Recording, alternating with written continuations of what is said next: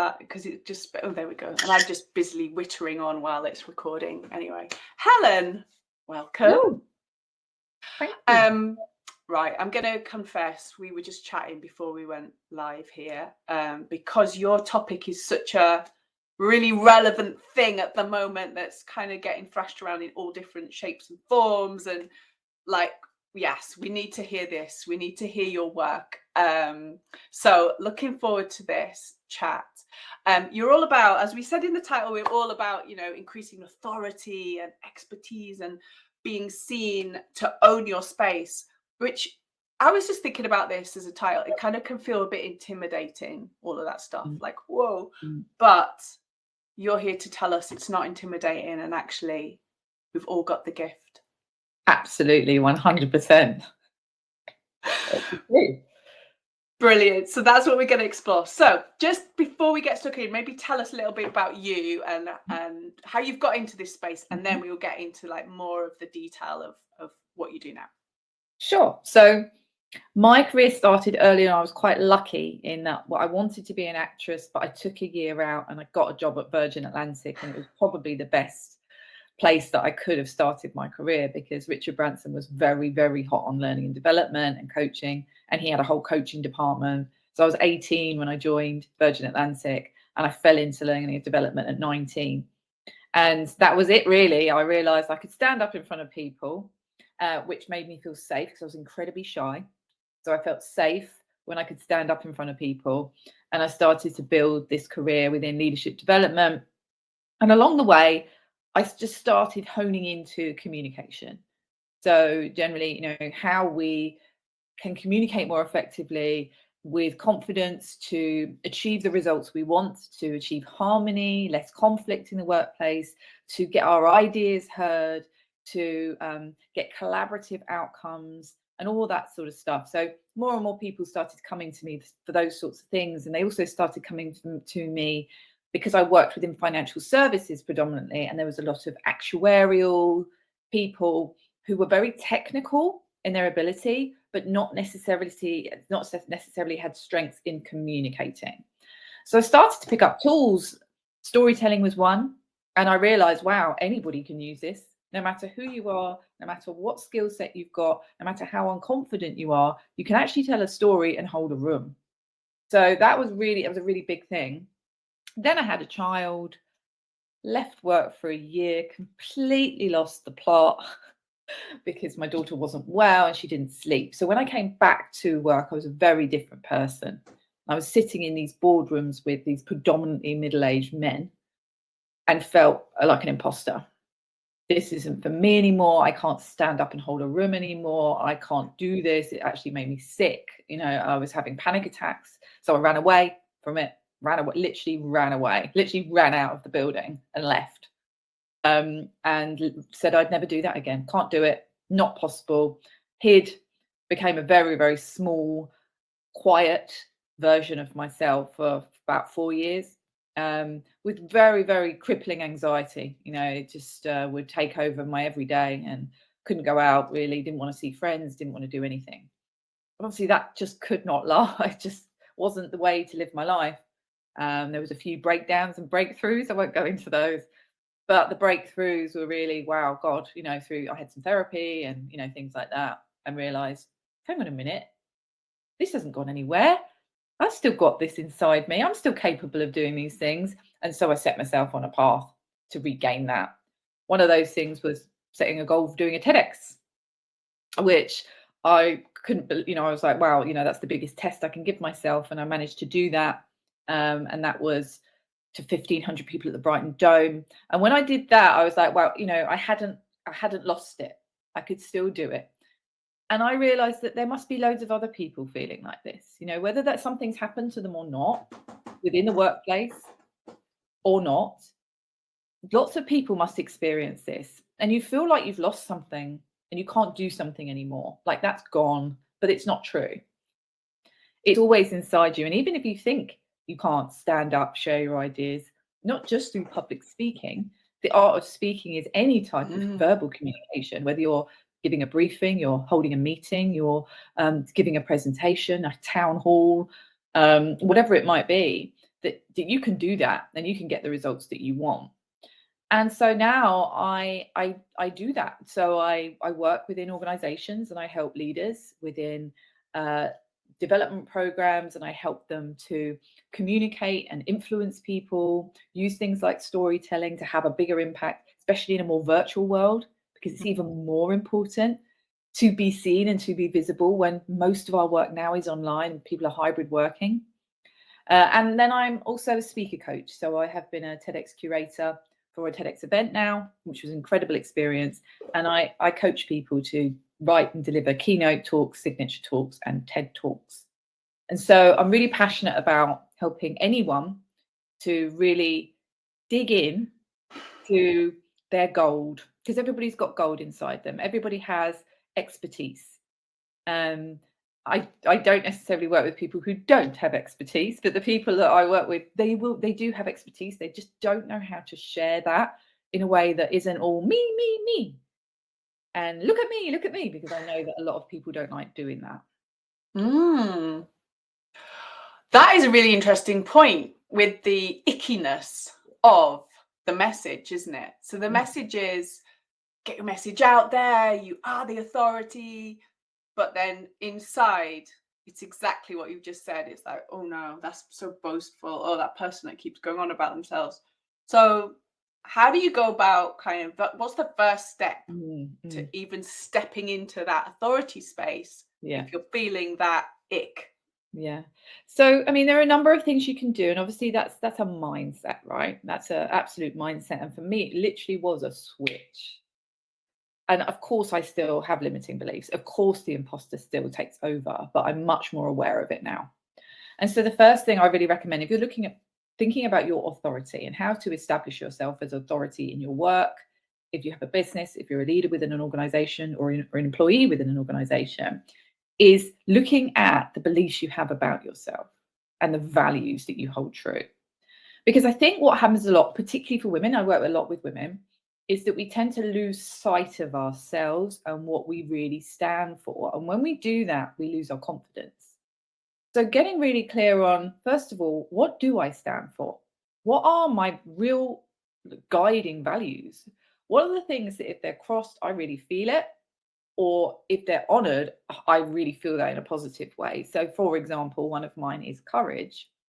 It never used to be courage, right? But now it's one of my guiding lights. So if I'm asking myself in everything I do, am I showing courage here? Am I being courageous? Okay, if I'm not being courageous, then what's wrong here? If I am being courageous, great, I'm in alignment. And I recommend looking at around 5 core values, because if you get really clear on those, then you'll know who you are. And you're much better at making decisions. You're much better at knowing if something goes against what you believe in, or if you maybe need to speak up a little bit more about something. And then look at the limiting beliefs. We all have them. What stories are you telling yourself that are holding you back? And it's a real and honest conversation with yourself. And it involves really taking some time, maybe, getting in a headspace where you can be quiet, write it down, and really take a look at what are the stories you're telling yourself that aren't necessarily true. So one of mine massive ones was, I'm not capable of my career anymore. That was a huge belief I had. I am not capable. I didn't think I was actually capable. I actually felt that the skills had somehow dribbled down the drain. They'd flowed away from me and I couldn't get them back, but it's not true. So I really shone a light on that. And I was like, well, where's that coming from? Well, of course, it was coming from fear. It was coming from fear that I was scared that I wasn't performing to my ability when I went back as a mum, as a new mum, with all those new responsibilities, and I wasn't capable of doing that anymore. But of course I was. So if you're feeling like, where do I start with this? Start there. What are your values? And what are the beliefs, the current beliefs that are holding you back? And how can you rewire them? Because we can all rewire them. So my rewired belief from I'm not capable of my career was, I have everything within me to be mighty and successful. And I wrote that everywhere. Even the bathroom was the best one. I was like brushing my teeth every morning and I'd see it. You can set alerts on your phone. It really does help. It really does help to rewire and our brains can be rewired. They absolutely can. We've got amazing brains, and they can work against us, but they can really work for us. So I think that's a really good place to start. I love that word mighty. Oh, seeing that every morning, mighty, I'm mighty. I love that. It works. Yeah, you're demonstrating it. Here is the evidence. So the concept of what I like about your work is, yes, you're a speaker coach, and that we can see that that's tangible. You know, if you want to go out and be a keynote speaker, and as you say, get your TEDx talk and all of that stuff, and anyone can do that. You could be sitting in corporate life, whatever role. I'm with you. I think everybody's got something to say. So that feels right, tangible. But we were discussing like inside an organization, being the authority inside an organization. Could we talk a little bit more about that in detail? Because yeah, it's a thing, and I would just like to kind of get your thoughts on that. So yeah, more about the internal kind of side of that. Sure. So I was working within organizations for 15 years, and I was working within the talent. I was responsible for leading the talent programs and the talent development process within the organization. And of course, we have the performance management system and we have the talent system. And the talent reviews are there to identify where the talent is within an organization. And so when I was working with these people, I'm working with people now still, I see a lot of the same thing. And it's mainly with women. And that is just the theme, and we know the reasons for that. But there's a fear around speaking up, about putting ideas forward, about being visible. And so women in particular naturally hold back from doing that. Now, what happens then is people don't see, they don't hear. And if they don't hear or see, then you're overlooked, or maybe you're not seen as performing high enough or to the standards that are required, when actually you are. You might be working really blimmin' hard, but you don't like to blow your own trumpet, and you don't like to shout about what you're doing. And so a lot of the work that I do with people within organizations is how you can establish yourself as an authority to really gain that credibility. And it isn't just about speaking up more in meetings, although I really do recommend doing that. And there's all sorts of things you can do with that, by the way, in terms of mindset. And that's just very briefly is by thinking of everyone in the same way. So we are all adults, right? We don't put ourselves in one down position and put people one up. That happens a lot within hierarchy. We automatically are scared of seniority, and so we're less likely to speak up. It's just something that happens. Whereas if we can play the mindset of I'm okay, you're okay, in any interaction, in any meeting, any briefing or situation, that I have a place at the table and I have an opinion and the right to share my ideas. That's where you start with that. But it's more than that. So when you're establishing yourself as an authority, it's really doubling down on where your real expertise lies, where your sweet spot, your strengths sweet spot lies. And the way that you identify that is by looking at what you could do all day long, never get bored, and you get the most energy and fulfillment from. Is it building relationships with key stakeholders and getting results? Is it looking critically at a problem and being able to solve it? Is it enabling performance in other people? What gives you the most joy? And when you look at that, you can really start to hone in on what your area of most expertise is. And that's the thing you talk about.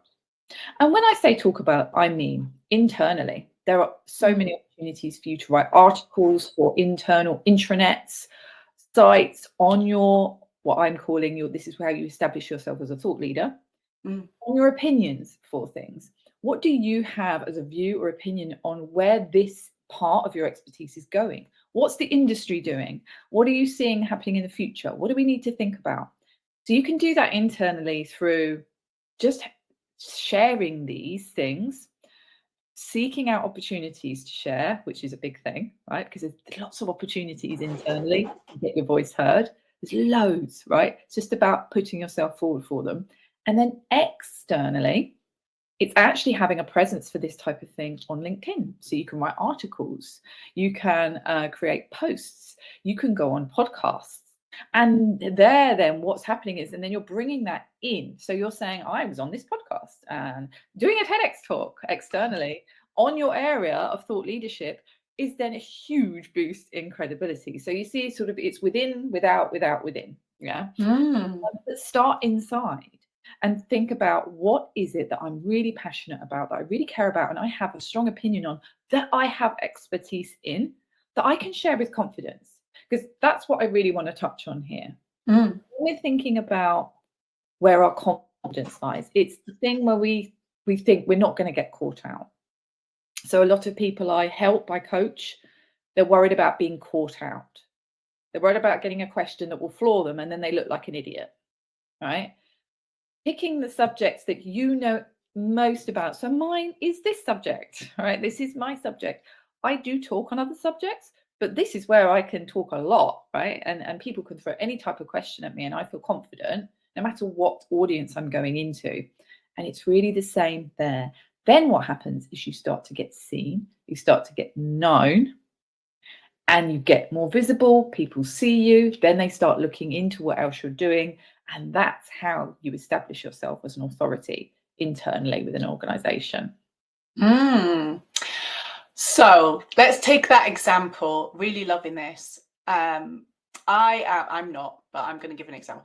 I am a data analyst expert. Something you will never hear me say again. But let's go with that.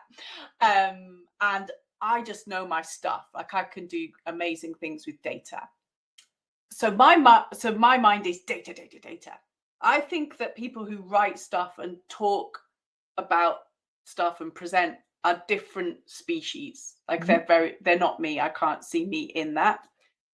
How do somebody, like how I'm trying to demonstrate the differences. Yeah. I get that I'm being very generic about It's this, but valid. that's like a example. Yeah. How do you navigate that? So really great question. And so a lot of people I work with are more technical, right? So I've just done some work within the gaming industry with the quality assurance, the QA teams within the gaming industry, and very analytical people, quite introverted as a population of people. And so it doesn't come naturally. And as you say, it's almost like I'm a different species. I'm not these people who are really creative and they think and they can, like, you know, they can just hold a room. You have the ability to do that. So I'll give you an example. I was working with them on how to communicate confidently. So starting where you're at. And for them it was, you've found some glitches. You're looking at the data in a test for a game, and you found some glitches that are really quite harmful in the game and in terms of the data and the patterns, and you have to report that to your senior. So you have to go to a meeting, whether it would be a virtual or an in-person meeting, and you have to report that information. How can you do that in a way that really gets you seen? Well, you don't present data on a slide, for example, because you're just going to lose the room. You send the data before the meeting so that people can look at it. And then any slides you use are telling a story. So you tell a story. And I would give them a little simple structure of a story for a very, there's loads of different structures, a very simple structure for talking about a problem, which you can tell a story with is problem, agitate, solve. So you're telling a story around the problem, why it's a problem. You're agitating the problem by talking about the impact, and then you're solving the problem by giving your advice. This is what I recommend. And putting your ideas forward is so important. And so it's having a simple structure around your communication and understanding what do people need to know and how can I deliver that in a really compelling way. And I encourage them to use visuals, an image to sort of talk about how this is going to impact the user, the end user. So that's just one example. I think it's about still believing in your data and using your data because the data is really important, but expressing it in a way that is going to have a much bigger impact. And stories, images, metaphors, analogies are a really, really good way of doing that. So that's, I think, where you start. It's what opportunities have you got to communicate, in any type of interaction where you are speaking and you can be heard, and how can you do that in a way that's going to really grab people's attention and get them to notice you? Like that. That feels achievable, because sometimes it feels a bit overwhelming in that space of like, but where do I even start? But as you say, there might be opportunities already there for you, but you just use them differently. Exactly. Yeah, love that. So one of the things I'm really intrigued in your work is this expertise. Like you, as you say, you work with experts. Sometimes experts in the purest sense can be their own worst enemy. So I'm thinking, like, obviously I'm internal comms and, do through and through. And I've seen internal presentations from experts where they wanted to share so much about everything and it over explain, they've lost the room. Yeah. What's your help on that? What's your kind of framing on that to help people still be the expert but not lose the room? Because it's a real thing that happens a lot externally as well, but internally in conferences and meetings and things like that. Being an expert, you could be your own worst enemy. Absolutely, 100%. So this is where we kind of move on to like impact, right? So we've talked about authority, and this is impact. It's one of the biggest downfalls of an expert, right? And I think that it's coming from a place of, I have to share everything to be understood. Whereas when you're communicating to a group of people, less is always more. It isn't about communicating everything, it's delivering thought-provoking information, concepts, and inciting feelings in other people, particularly if you're doing a briefing or a presentation or a talk. It's not training. So training is a very different beast. Training is a completely different mode of communicating. When you're actually sharing information, it's about thinking, what are the key essential things that the audience need to know? And when I'm helping people develop talks, I always help them to get the core message nailed first. So this can apply to you whether you're delivering in a meeting or doing a talk, it doesn't matter. You've got to think, what do I want this group of people to walk away knowing, feeling, or doing differently as a result of my communication, right? So if you are an expert and you are delivering on your expertise, it's about chunking that expertise up to a level that most people can understand. And when as a TEDx coach, I help people with this all the time because they're way down in the nitty gritty of their expertise. And they're like, well, I'm a data analyst. How can I make this relevant? And it's about chunking it all the way up to a level that most people can understand. And it needs to be interesting in that way. So the way that you can increase your impact as an expert is to have structure, as I've already spoken about. So the simplest structure I'll share with you is the format structure. It's by a lady called Bernice McCarthy. It's an age-old structure. It's so powerful, and it follows Simon Sinek's protocol of start with why. So whenever you're an expert delivering to a group of people, why are they there listening to you? Why is it important for them to hear what you are saying in that moment? So when you're preparing your presentation, always start with why, because that's probably about 40% of the audience you've already got locked in, because they need to know why they're there listening. What's in it for them? Why is it important for them to listen? Then what is it? What are you communicating? Is it a new idea? Is it a new process? Is it a thought that you have or an opinion that can help revolutionize your industry? Is it sharing your expertise as a personal journey or a personal story to inspire other people? What is it that you're actually sharing? It has to have purpose. It can't just be a download of all of the things that are in your head. It has to have a purpose to it. And how is it going to help them? If you're sharing this, how is it going to help them? Because it's not about you, actually. Whenever you're communicating something, it's not about you. It's about what you're imparting, how you're passing that over to other people. And then you share how. So we start with why, then we go with what, then we go with how. How can they get involved, be part of it, do it too, do what you have shared with them? How are they involved in what you're communicating? Again, that's going to engage an audience, and it's going to keep it really simple. And then we end with the what ifs. What are the questions that they might ask that you can already answer in your presentation? What are the what ifs about it? And you've got to leave them with a golden nugget. The golden nugget is, what's the point of this? And what are you leaving them with? And if you follow that very simple structure, you can strip out loads of stuff, all of the stuff that you think you might need to include, but it's actually just going to lose people, that might be too complicated for them to understand.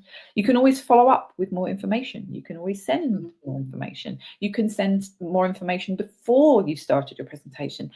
They've got that information, but you don't need to include it all in that moment, because it's very easy for people's attentions to be lost, particularly if it's in a virtual room.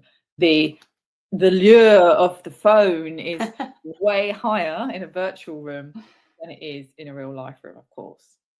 Yeah, oh, such a good point. You suddenly, you're doing a talk and you suddenly see everybody kind of like doing their emails. Like, oh, brilliant. What is the point of this?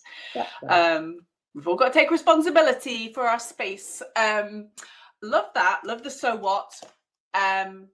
As someone who kind of works with people, similar, to try and get them to just focus on the so what, it's sometimes a difficult conversation. So you're making it sound so easy, Helen. This is why we need Helen in our lives. But it's tricky. So if you're watching this and feeling challenged, that's right, because it's not easy, is it? You've got to let go of a lot of stuff that you're probably not hiding behind, but it's just your comfort blanket. Well, that is another thing entirely. Actually, it would be good to touch on that briefly, because if we think about the mindset of this type of thing, it's like, oh, well, I know that doing this type of thing might help me further my career, or it might actually make me feel more fulfilled in my job. But I'm here in my comfort zone, and in my comfort zone, I don't rock the boat. I don't put my hand up. I don't put my head above the parapet. I don't do anything that's going to make me feel uncomfortable. Do you know what? Nothing exciting ever comes from comfort zones. Growth doesn't occur from comfort zones. You've got to stretch. So the next zone is the stretch zone, and you've got to identify, what does stretch look like to me? You don't have to leap into the risk zone, which is like, I don't know what the outcome of this is going to be. What does stretch look like to you? That could be asking to have a 2-minute slot at your next meeting to share an idea, or it could be asking to speak at the next town hall.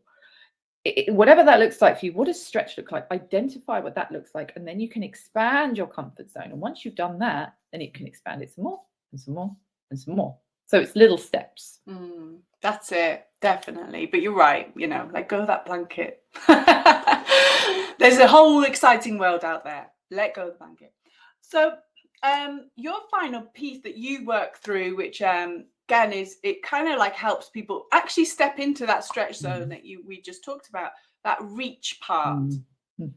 Maybe let's explore that. Yeah. So reach to people who might be running their own businesses. How can I really amplify my voice? It's about, how can I take my voice and amplify it? And of course, when we're thinking about, let's think about externally at the moment, there's lots of ways that someone can do that. So if you're inside an organization, you might not be thinking about this right now, but it's actually something to think about, because it's really great to amplify your voice. That is things like doing, practicing speaking. You could do that at a local meetup group. You could go on a podcast. There's lots and lots and lots of podcasts. There's industry podcasts. There's so many podcasts that you can speak on, which is a really great way of practicing, getting yourself out there. And of course, when you do that, you're in front of other audiences and you're increasing your reach, you're amplifying your voice. That can be, pitching for industry niche speaking gigs, or it could be a body, maybe a professional body that you are aligned with within your organization, whether that be marketing or accounting, or the digital aspect, whatever it might be, that you might have a governing body around that. Are there opportunities to get your voice heard there? Are there publications that you could maybe write an article for?